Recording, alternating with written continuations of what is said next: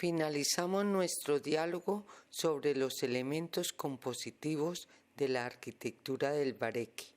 Secuencia de espacios, de lo público a lo privado, la cocina, los baños y el lavadero. El acceso central, segundo piso, usos de la vivienda y conclusiones. Y ahora hablemos de la cocina.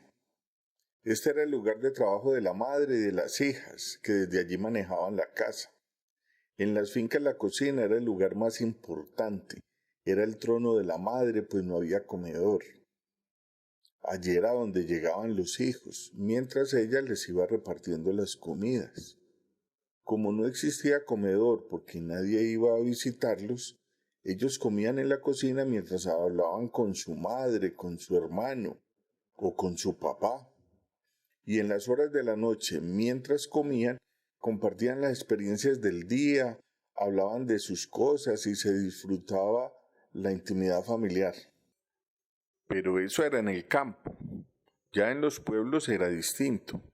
Allí existía el comedor y la cocina era el sitio de trabajo de las hijas y de la madre, y generalmente contaban con un mobiliario que les permitía almacenar los víveres, y tenían además una pequeña alacena para la loza. Ya en la parte de atrás estaban el lavamanos, el baño y el lavadero.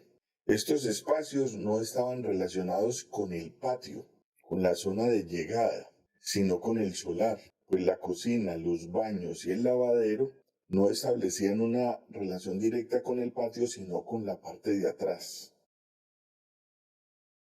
Ahora quiero hablar de cuando el acceso se hace por el centro de la fachada. La única diferencia que establece es que la casa queda dividida en dos cuerpos, uno izquierdo y otro derecho. Al ingresar por el centro, la sala queda aislada en un extremo y el otro contiene la secuencia de los espacios que tienen las mismas características de los que yo ya he descrito. En ambos casos se da que muchas veces cuando los hijos y las hijas se van, los padres se retiraban del exterior, de las actividades de la calle.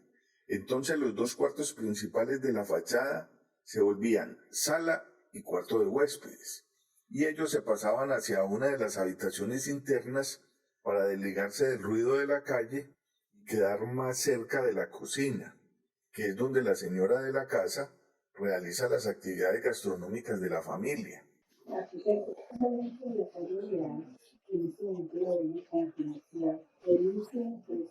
Viviendas llenas de ser habitadas por personas no solamente viviendas, sino comercial. Creo que no como la parte buena.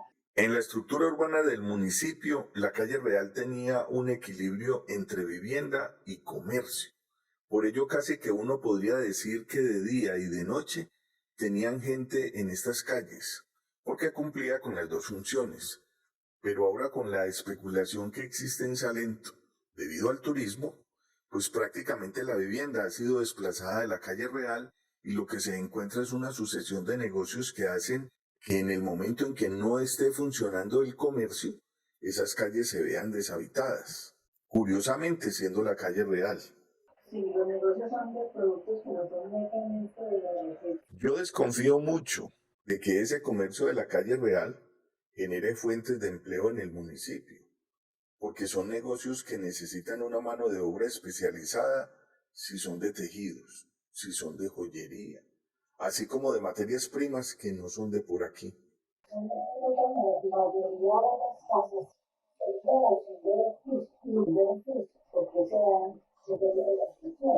Bueno, ese hecho urbanístico que ocurre en Salento, de que la calle Real tiene un costado con viviendas de 2 pisos y el otro es con viviendas de un solo piso, es porque se respetaron unos códigos, una relación de predominancia de un costado sobre el otro.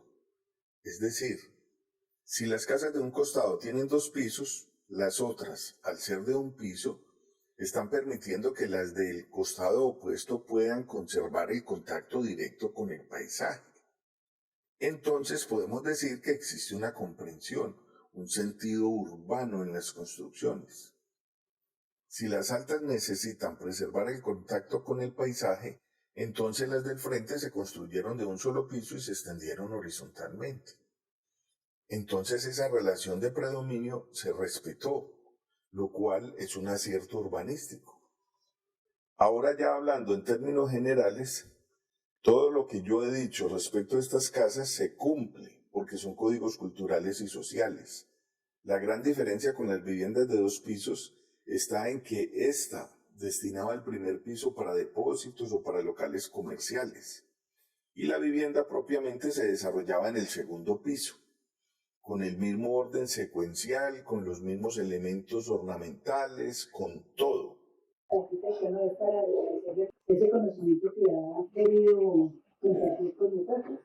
La charla ha sido muy agradable, que para futuras generaciones continúe esa memoria, porque el punto de partida de ustedes, no solamente de salida, sino de descubrir que siempre es a partir de esas construcciones que se dan con el que llegaron a la región. Esto es necesario hacerlo, explicarlo, porque desafortunadamente este patrimonio, como no es un patrimonio monumental, sino que es un patrimonio de arquitectura de conjunto, entonces no es debidamente valorado, se subestima mucho, incluso le endinga el términos peyorativos, como hablar de estos ranchos, cuando estos tienen grandes méritos y su razón de ser, ya que reproducen fielmente nuestras costumbres, nuestros hábitos, nuestra forma de entender y de vivir el mundo, traducidas en estas disposiciones arquitectónicas. Y no como cree la gente que son casas elementales y primigenias, que no tienen ningún mérito ni razón de ser y que por falta de imaginación se copiaban y se reproducían, cuando en realidad todavía tienen plena vigencia. Es decir, estas casas traducen fielmente la unión entre el contexto y las características formales de la casa. Además, es la base de nuestra identidad de todos, pero no solamente de San Luis, sino también de Quindío, en donde la construcción en Bareque nos da identidad. Y precisamente nosotros que tenemos esa orientación tan marcada hacia el turismo, los que vienen de fuera vienen buscando este tipo de construcciones y las aprecian. Sí. Yo he sabido de turistas muy distinguidos que los han recibido y los han ubicado inicialmente en chalets y que han sido ellos los que han protestado y han exigido que los instalen en una casa tradicional de la zona, pues quieren tener la experiencia de vivir, de apreciar su relación con el paisaje, con el entorno, con la forma de ser del lugar. Y por esto han exigido que los reciban en viviendas que tengan esas características. Pero curiosamente son personas de afuera, porque nosotros nos habituamos tanto a la presencia de estas casas que creemos, por decirlo en un término muy coloquial, que estas son maleza arquitectónica, cuando lo que hay que ver es que ellas representan una inmensa sabiduría, un conocimiento acumulado a través de muchísimos años, estableciendo una asombrosa e íntima comunión entre el lote, la casa, el lugar, la calle y el medio ambiente. Es decir, estas no son viviendas elementales, pues traducen nuestras costumbres y nuestra identidad. Agradecemos a la antropóloga Sori Morales Torres y al arquitecto Enrique Barros Vélez su conocimiento y valioso aporte para la valoración y conservación de nuestro patrimonio arquitectónico del Bareque, proyecto apoyado por el Ministerio de Cultura, Programa Nacional de Concertación Cultural. Colombia, potencia de la vida.